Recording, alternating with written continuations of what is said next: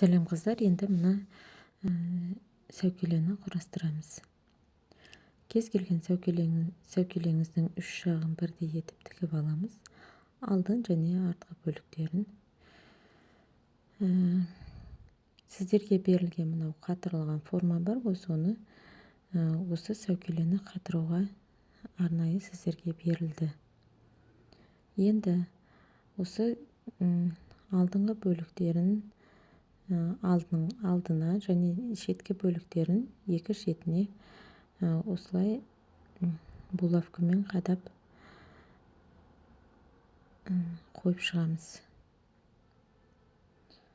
Қай жерге дұрыс тұр, жаңағы тігістеріп екі фетр бірге тіктік қой, соны әрбір тігістері бір-біріне сәйкес келуі керек.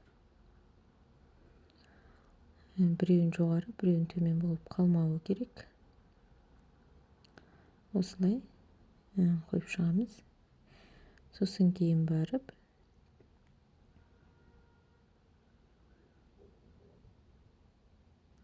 меніңше көп булавкамен істеген жақсы, себебі мына біздің тіккен нелеріміз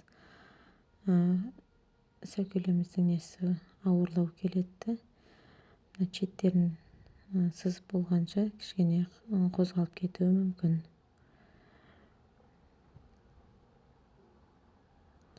Енді мінекей бізде бос жерлер бар. Бос жерлердің барлығын қаламмен немесе карандашпен сызып белгілейміз. Яғни бізде қай жерлер қуыс, сол жерлерді белгілеп сызып шығамыз. Ол жерлерді бізге керек емес, кейін қиып алып тастаймыз. Сол үшін арнайы қай бөлігі қай жеріне келеді, соны осылай қойып сызып аламыз. Сызып алғаннан кейін мінекей қайтадан шешіп, сосын кейін екі бөлігі, артқы екі бөлігі бар ғой, соны қай жерден алдық, сол жерден шатыспауымыз керек. Арнайы белгілеп қойғанымыз жақсы. Оң жағы және сол жағы деп белгілеп қойсақ та болады. Алдыңғы бөлігі бізге белгілі, үш талтасы бар. Енді мына жерлерді ақырындап выжигательді қыздырып, пышақ тәрізді выжигательмен кесіп алып тастаймыз. Астыңғы бөліктерін қайшымен кесіп алуымызға да болады.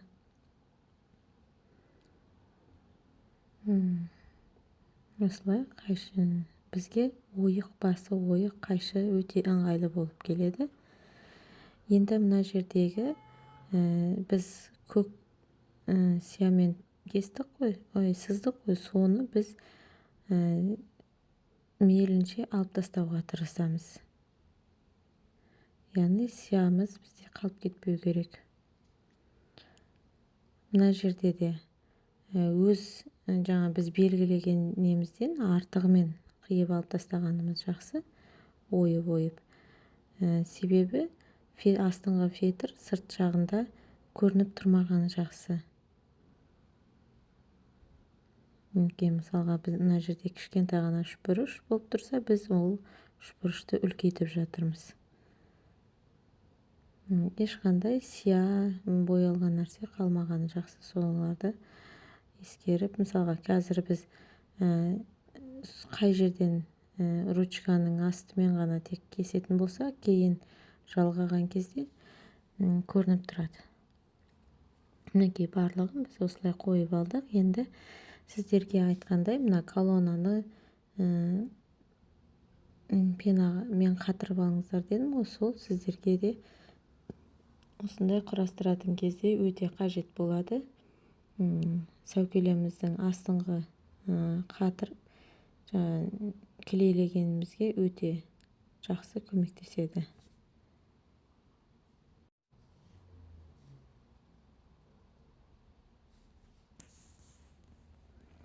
Енді ыстық клеймен астын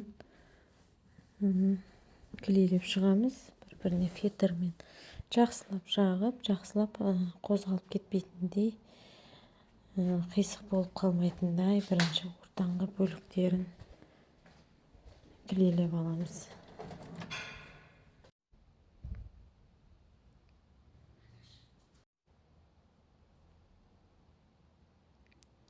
Бірінші ортаңғы бөліктерін клейлеп алғанымыз жақсы. Осылай. Сосын кейін барып уже шеттерін клейлейміз. Бір жаққа қарай ауып кететін болса, бұл клейіміз тез жабысады да, қайтадан уже алып қайтадан жабыстыруға келмейді. Сондықтан өте абай, өте мұқият боламыз. Осы клей алдындағы біздің қатырылған формамызға және де осы клеймен өте қатты болып сәукелеміз өз формасын сақтап кәдімгідей қатып қалады.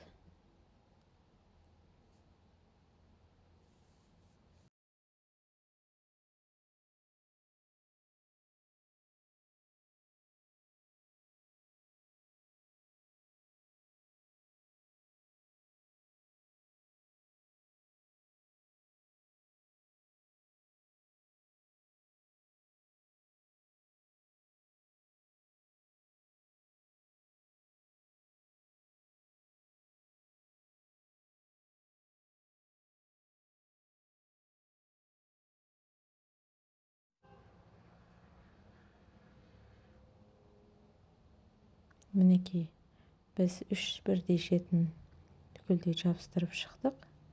Енді артық астыңғы фетрдің шығып тұрған жерлерін алып тастаймыз. Осындай бізде сәукелеміздің негізгі бөлігі дайын. Енді біз үкіні дайындауымыз керек. Үкіге бізге мынадай темір қажет болады. Және де поролон қажет болады, және фетр қажет болады. Енді бір үкіні бізге өзін бәрін қоя салу, үкі сәл қысқа болып қалады. Сондықтан осы темірді пайдалану арқылы біз үкімізді кішкене ұзартып дайындаймыз. Өзінің жібі болады, сол жіпті темірге байлап үкіні бірге қатырып отырамыз. 3 үкіні бір темірге қатырамыз.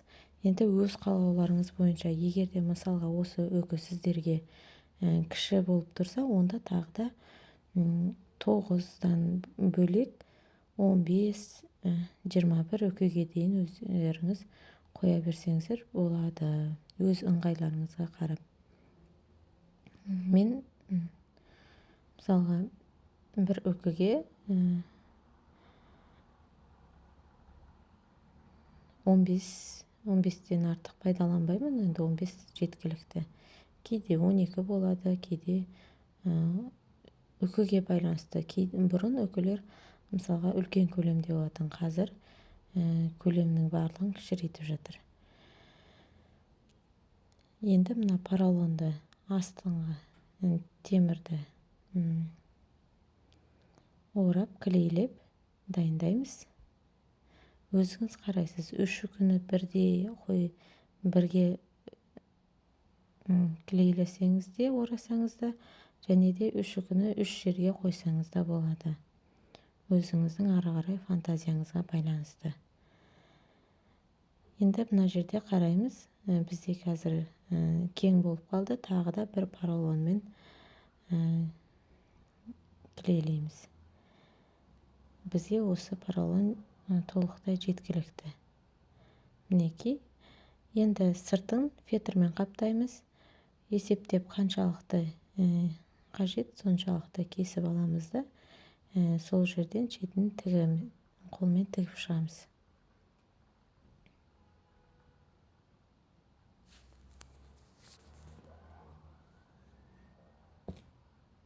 Біздің поролонымыз көрінбес үшін осы ақ фетрмен, ақ жіппен тіккеніміз ыңғайлы. Енді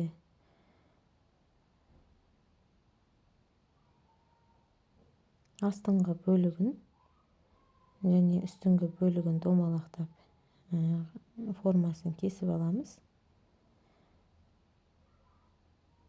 астыңғы бөлігі мен үстіңгі бөлігі бірдей болып келеді. Енді астыңғы бөлігін дәл сол қалпында тігеміз. Үстіңгі бөлігін мына үкіміздің орнын ойып кесіп дайындап аламыз. Астыңғы бөлігін айналдыра тігіп шығамыз.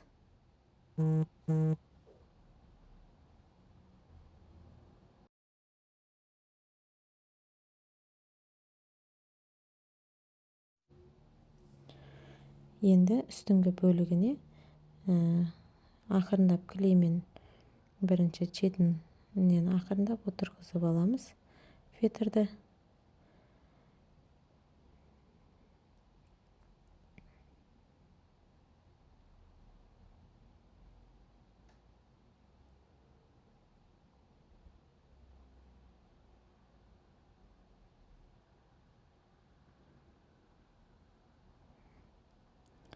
Өкіге жақындау жағына клейін жағып, қалған шеттерін тігіп шығамыз.